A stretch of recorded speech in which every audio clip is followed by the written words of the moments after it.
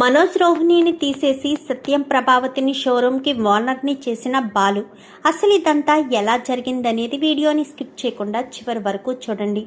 గుండె నిండా గుడిగంటలు అప్కమింగ్ ఎపిసోడ్స్లో ఏం జరగబోతుందో ముందుగా తెలుసుకోవాలి అనుకుంటే వీడియోని లైక్ చేసి ఛానల్ని సబ్స్క్రైబ్ చేసుకుని పక్కనే ఉన్న బెల్ సింబల్లో ఆల్ పై క్లిక్ చేయండి. రోహిణి గురించి ప్రభావతి తెలుసుకోవాలని మీరు కూడా కోరుకుంటే కామెంట్లో ఎస్ అని టైప్ చేయండి. మొత్తం మీద చూసుకున్నట్లయితే కనుక ఇంకా ప్రభావతి ముందు కల్పన వచ్చి మొత్తం విషయం అంతా చెప్పేసేసరికి ఇంకా రోహిణికి ఏం చేయాలో అర్థం కాదు. తప్పించుకునే ప్రయత్నం అప్పటికీ రోహిణి మనోజ్ ఇద్దరూ చేస్తారు కానీ కల్పన అన్ని ఆధారాలతో అన్ని ప్రూఫ్లతో నిజాన్ని బయట పెట్టడంతో ఇంకా రోహిణి మనోజ్కి తప్పించుకునే అవకాశం ఉండదు.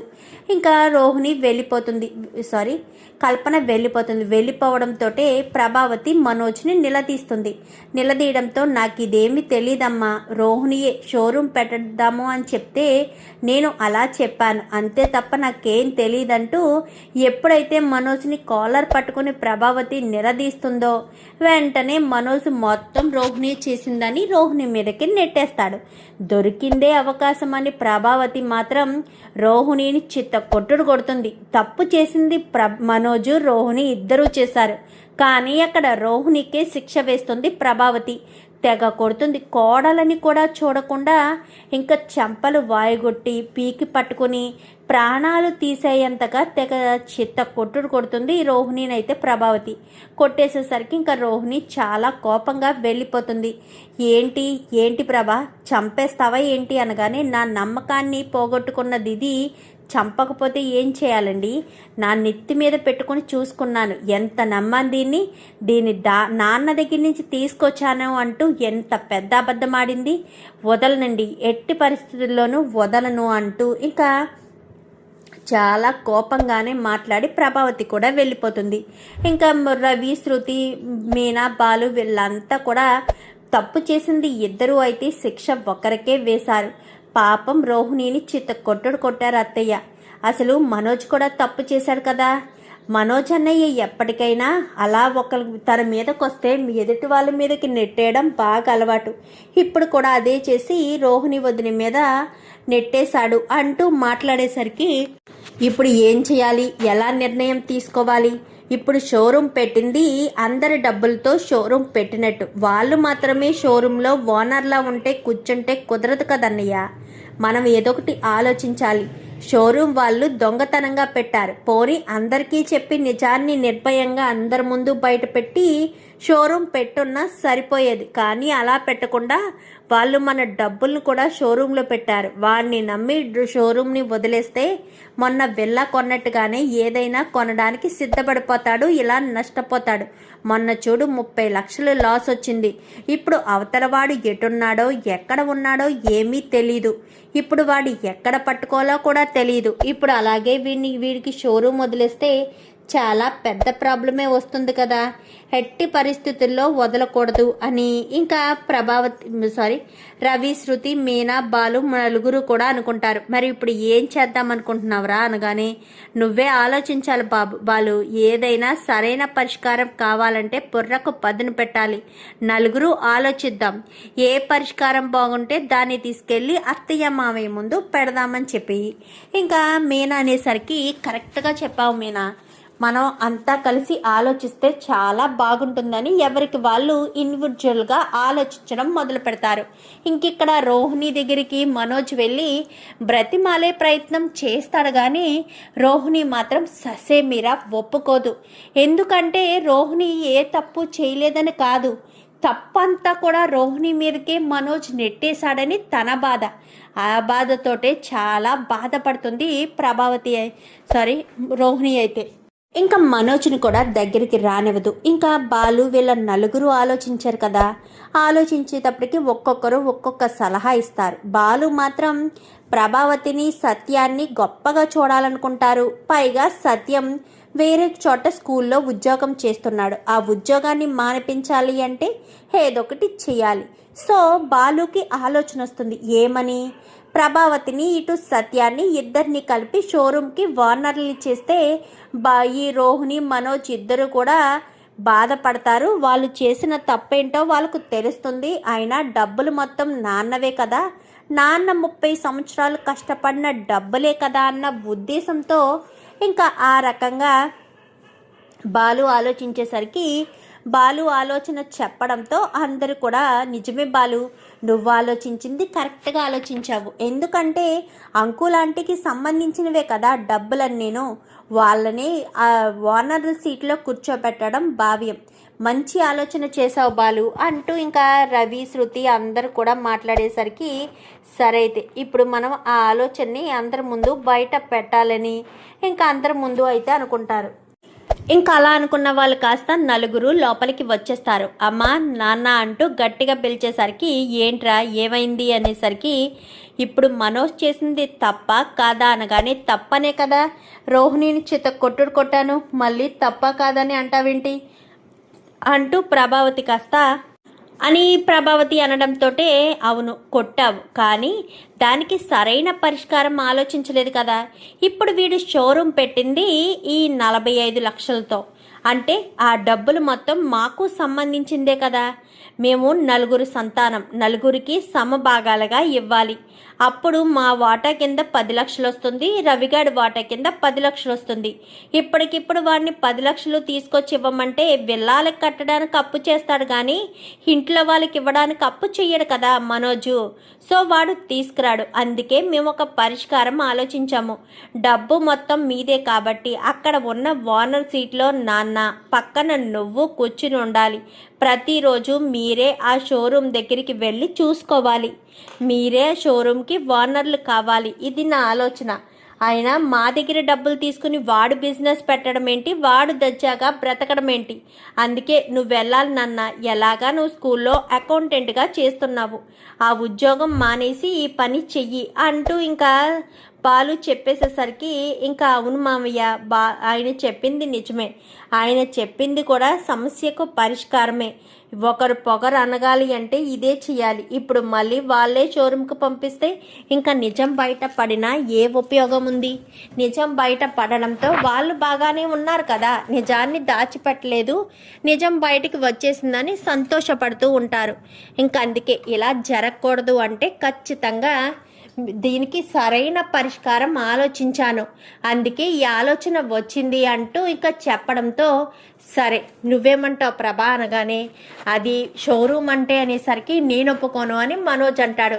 ఎందుకురా ఒప్పుకోవు, ఏ మీ ఆవిడ పుట్టింటి నుంచి తీసుకొచ్చిన డబ్బులైనా ఒప్పుకోనంటున్నావు, చెప్పు ఎందుకురా ఒప్పుకోవు అంటూ మాట్లాడేసరికి అది కాదు, ఆ షోరూంలో ఎంతో కష్టపడి అనగానే ఎంతో కష్టపడి పెట్టిన డబ్బులన్నీ మావే కదన్నయ్య, మేము మా వాటా కూడా అందులో ఉంది కదా, మరి ఒప్పుకోను అని అలా ఎలా చెప్పగలుగుతావన్నయ్య, నువ్వు ఆలోచించే ఆలోచన విధానం తప్పు కదన్నయ్య అంటూ మాట్లాడేసరికి సర్లే ఇప్పుడు ఏమంటారు, ఇప్పుడు మీరు కూడా ఆ షోరూంలో ఉండాలి అంటారు అంతేనా, అమ్మా నాన్నలను ఓనర్లుగా చెయ్యాలి అంటారు అంతే కదా అనేసరికి అవును వాళ్ళిద్దరూ ఓనర్లుగా కూర్చుంటే మాకు ఎలాంటి అభ్యంతరం లేదు, మాకు అదే కావాలి కూడా అని చెప్పి ఇంకా రోహిణి మనోజ్ ఇద్దరు బాలు మీనా రవి శృతి నలుగురు అనేసరికి సరే మీ ఇష్టం మీకు నచ్చినట్టు చేసుకోండి అనగానే సరే అమ్మ వెంటనే రేపే వెళ్దాము, రేపే షోరూంలో మీ ఇద్దరు ఓనర్లుగా కూర్చుంటారు, మీరేమైనా హెల్ప్ చేయాలనుకుంటే చెయ్యొచ్చు అనేసరికి హెల్ప్ చేయవలసిన అవసరం నాకు లేదు అని మనోజ్ అంటాడు.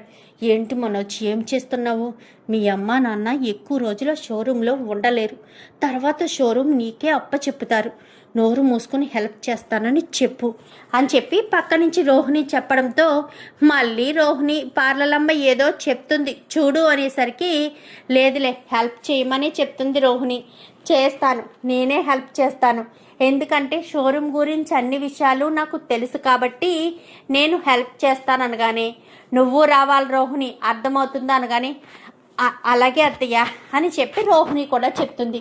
చెప్పడంతో మరుసటి రోజు ఉదయాన్నే అందరూ కూడా రెడీ అవుతారు.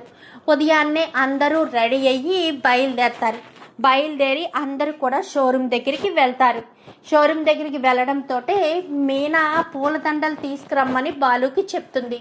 బాలు కారులోంచి 2 పూలదండలు తీసుకొచ్చి ఆగండి అంటూ మీరు కొత్తగా ఈ బ్రాంచ్కి అదే ఈ షోరూమ్కి ఓనర్లుగా మారుతున్నారు కదా, అప్పుడు మీరు ఈ కొత్త ఓనర్లు కాబట్టి మీ మెడలో దండలు ఉండాలి. ఆ దండలు మేము వెయ్యలేము, ఎందుకంటే మేము మీకన్నా చిన్నవాళ్ళం కాబట్టి ఒకరి మెడలో దండలు మరొకరు వేసుకుని ఓనర్ సీట్లో కూర్చోనన్నా, అమ్మ నువ్వు పక్కన నిలబడు అని చెప్పి బాలు చెప్తాడు. ఎందుకురా ఇవన్నీను, ఎందుకు ఇంత ఆర్భాటం, ఏమ్మ మీనా నువ్వు కూడా అనగానే, ఏదో మా సరదా మామయ్య, మీరు ఓనర్లుగా సీట్లో కూర్చున్నట్టు ఈ పదవిని తీసుకున్నట్టు మేము కొంచెం తృప్తిగా ఫీల్ అవ్వాలి కదా, ప్లీజ్ మామయ్య అని చెప్పాను. కానీ సరే సరే వాళ్ళ మాట ఎందుకు కాదనాలి, సరే దండలు వేసుకుందాం రండి అని ఇంకా ప్రభావతి ఇటు సత్యం ఇద్దరు ఒకరు మెడలో దండలు మరొకరు వేసుకుంటారు. ఇంకా ఇద్దరు అలా కూర్చున్న తర్వాత శృతి కాస్త ఫోటో తీస్తుంది. చాలా బాగున్నారు అని చెప్పి ఇద్దరికి శృతి అలా ఫోటో తీసాక చాలా సంతోషపడతారు. ఇంకా రోహిణి మనోజు ఇద్దరు కూడా ఒకరి మొహాలు ఒకరు చూసుకుంటారు. ఇదంతా నీ వల్లే కదా బాలు, నువ్వే కదా కల్పనను తీసుకొచ్చావు, నువ్వు తీసుకురావడం వల్ల నిజాలు బయటకు వచ్చాయి, లేదంటే ఎప్పటికీ నిజాలు బయటకు వచ్చేవి కాదు, అంతా నీ వల్లే జరిగింది అంటూ ఇంకా రోహిణి మనసులో అనుకుంటుంది. ఏంటి పార్లలమ్మ తిట్టుకుంటున్నావు కదా, నా వల్ల ఇదంతా జరిగింది, నేను కల్పనను తీసుకురావడం వల్లే ఇంత పెద్ద ఇంత ఎలాంటి విషయం బయటకు వచ్చింది, లేదంటే బయటికి వచ్చేది కాదు అని నువ్వు నన్ను తిట్టుకుంటున్నావు కదూ అని చెప్పాను. కానీ అదేమీ లేదు అనేసరికి నాకు తెలుసు నువ్వెందుకు తిట్టుకుంటున్నావో ఏంటో నాకు బాగా తెలుసు అంటూ మాట్లాడడంతో, సరే నేను అలా అనేమి తిట్టుకోవడం లేదు కానీ సరే ఇంకా నేను పార్లర్కి వెళ్తాను అని. కానీ ఎక్కడికి వెళ్తావు రోహిణి, ఈ రోజుకి ఇక్కడే ఉండి అప్పుడు వెళ్ళు, ఎందుకంటే ఈరోజు నాకు తెలియదు కాబట్టి ఇవన్నీ కూడా నాకు చెప్పాలి, నువ్వు కూడా ఇక్కడికి అప్పుడప్పుడు రావాలి. మనోజ్ ఎలాగైతే షోరూమ్కి ఓనర్గా ఉన్నప్పుడు నువ్వు వచ్చేదానివో ఇప్పుడు కూడా వచ్చి ఈ షోరూమ్ని చూసుకోవాల్సిన బాధ్యత నీకు ఉంది. మేము కొత్త కాబట్టి మాకు పెద్దగా ఏమీ తెలియదు, ఈ కాస్ట్ ఎంతో ఏంటో అన్నీ కూడా మనోజ్ని దగ్గరుండి చూసుకోమని చెప్పాలి అనగానే, మనోజ్ ఇక్కడే ఉన్నాడు కదా అనేసరికి వెనక్కి తిరిగి చూడడంతో మనోజ్ కనిపిస్తాడు. సరే అమ్మా అని చెప్పి మనోజ్ కాస్త అంటాడు. అన్న తర్వాత ఇంకా వీళ్ళంతా కూడా చాలా సంతోషంగా బాలు మీనా బయలుదేరి వెళ్ళిపోవడంతో అత్తయ్యని మామయ్యని ఓనర్ సీట్లో కూర్చోబెట్టి మంచి పని చేశారండి, లేదంటే అత్తయ్యకి మామయ్యకి చెప్పకుండా, ముఖ్యంగా అత్తయ్యకి చెప్పకుండా ఆ రోహిణి అలా చేస్తుందని అస్సలు అనుకోలేదు, రోహిణిలో ఎంతలా మార్పు వస్తుందని నేను కలలో కూడా అనుకోలేదు, అయినా రోహిణి ఎలా చేస్తుందని అనుకోలేదు అని చెప్పనేసరికి, అవును నిజమే, రోహిణి ఎప్పటికీ ఇలా చేసే మనిషి కాదనుకున్నాను, అయినా ఇలా చేస్తుందని, ఈ రకంగా చేస్తుందని నేను కల్లో కూడా అనుకోలేదు అనేసరికి, నేను ముందే ఊహించాను కానీ ఇంతలా ముందు బయటపడుతుందని, ఈ రకంగా చేస్తుందని తెలియలేదు, ఇంకా ఉంది, పార్లలమ్మ గురించి బయట పెట్టాల్సింది ఇంకా ఉంది, పార్లలమ్మ ఇంకా ఏదో విషయాన్ని దాస్తుందనే అనిపిస్తుంది మీనా అని చెప్పనేసరికి, ఎప్పటికీ రోహిణి మీద మీకు ఇదే అనుమానం ఉంటుందా ఏంటి?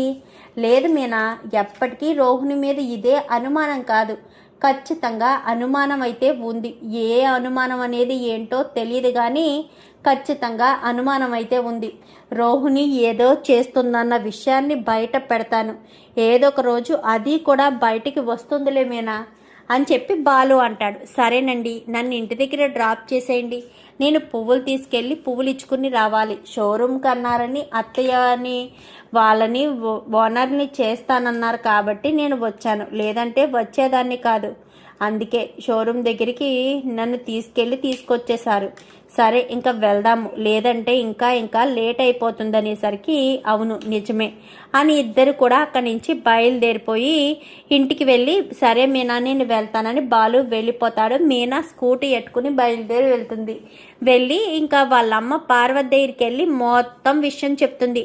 చెప్పడంతో ఒక్కసారిగా పార్వతి షాక్ అవుతుంది. ఏంటమ్మా మీనా, ఏంటి నువ్వనేది, నువ్వు చెప్పేది నిజమా అనగానే, అవునమ్మా నేను చెప్పేది అక్షరాల నిజం, అదంతా కూడా ఒక పెద్ద డ్రామాలే, అదంతా నీకు చెప్పినా అర్థం కాదు, అయినా రోహిణి వాళ్ళు ఎలా చేస్తారని అనుకోలేదమ్మా, మీ అత్తయ్య ఊరుకుందా? ఎందుకు ఊరుకుంటుంది? చిత్త కొట్టుడు కొట్టింది తెలుసా? ఎప్పుడూ రోహిణిని వెనకేసుకుని మా అత్తయ్య మాత్రం ఈరోజు చాలా పెద్ద గొడవ చేసి రోహిణిని చిత్త కొట్టుడు కొట్టేది తెలుసా? రోహిణిని అలా కొడతారని అనుకోలేదమ్మా. అసలు రోహిణి మీద అంతలా రియాక్ట్ అవుతారని కలలో కూడా అనుకోలేదు. మా అత్తయ్య అని చెప్పనేసరికి ఇప్పుడు అంతా ఓకేనా అనగానే అంతా ఓకేనా ఏంటి? ఇప్పుడు మేమంతా ఎక్కడికి వెళ్ళి వస్తున్నాం అనుకున్నాం? షోరూమ్కి వెళ్ళి వస్తున్నాం. మీ అల్లుడు ఊరుకుంటాడా? అందుకే రోహిణి వాళ్ళని ఆ షాపు ఓనర్ల కింద తీసేసి మా అత్తయ్యని మామయ్యని షాపు ఓనర్ల కింద చేశాడు అనగానే బావ ఏం చేసినా కరెక్ట్గా చేస్తాడక్క. ఏదైనా సమన్యాయంగా ఆలోచిస్తాడు. వాళ్ళు మీకు సంబంధించిన డబ్బులు తీసేసుకున్నారు కాబట్టి కావాలని మిమ్మల్ని బాధ పెట్టకూడదని, అందరికీ సంతోషం కలగాలని అత్తయ్యని మామయ్యని కూర్చోబెట్టాడు. ఆ మనోజ్ వాళ్ళకి బుద్ధి రావాలని. ఆ బావ ఏం చేసినా 1-2 సార్లు ఆలోచించే చేస్తాడు. ఎందుకంటే బావ నైజం అది.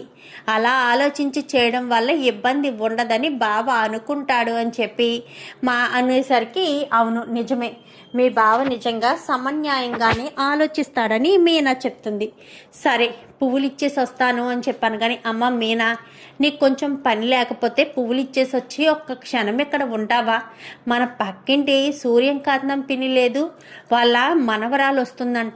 ఏయో పిండి వంటలు చెయ్యాలి, కొంచెం చెయ్యి వేయి పార్వతి. నీ చెయ్యి వేస్తే అంతా సక్రమంగా జరుగుతాయి, సక్రమంగా వస్తాయి అంది. అందుకే ఒక అడిగి నేను ఇంటికి వెళ్ళి వస్తానమ్మా, నువ్వు కొంచెం ఈ పూల షాపు అనేసరికి అవునక్క నేను కూడా హాస్పిటల్కి వెళ్ళిపోతున్నాను కదా, పాపం అమ్మ వచ్చినప్పటి నుంచి కొంచెం కూడా రెస్ట్ తీసుకోవడానికి లేదు, ప్లీజ్ అక్క అనగాని అయ్యో సుమతి అంతలా బతిమాలతావేంటి?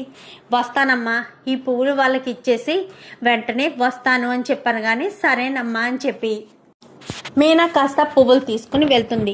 ఈలోపు పార్వతికి ఆ పిండి వంటల దగ్గర నుంచి ఫోన్ వచ్చేసరికి మీనా ఇప్పుడే బయటికి వెళ్ళింది అక్క పిన్ని, వస్తాను, ఒక పావు గంటలో వస్తాను, ఈలోపు మొదలు పెట్టండి పిన్ని అనగానే నిన్ను ఇబ్బంది పెట్టాలని కాదమ్మా, నీ చెయ్యి వేస్తే మంచిది అని అంతే తప్ప వేరే ఉద్దేశం కాదు. నన్ను మరోలా అనుకోవద్దు. అయ్యో పిన్ని అలా అంటారేంటి? మీరు మాకు ఎన్నోసార్లు ఎన్నో రకాలుగా హెల్ప్ చేశారు. అలాంటిటప్పుడు మిమ్మల్ని మీరు అడిగితే రాకుండా ఉంటానా? మీనాకు ఆల్రెడీ చెప్పాను వస్తాను అని. సరే వెళ్ళమంది. మీనా రాగానే బయలుదేరి వస్తాను, సరేనా? ఇంకా ఆలోచించొద్దు పిన్ని అని చెప్పనేసరికి సరే అని ఇంకా వీళ్ళు కాస్త వెళ్తారు. ఇంకా మీనా పువ్వులు ఇవ్వడానికి వెళ్ళింది కదా, అక్కడ వాళ్ళతో మాట్లాడి కొద్దిసేపటికి తిరిగి వస్తుంది. అమ్మ మీనా వచ్చావా?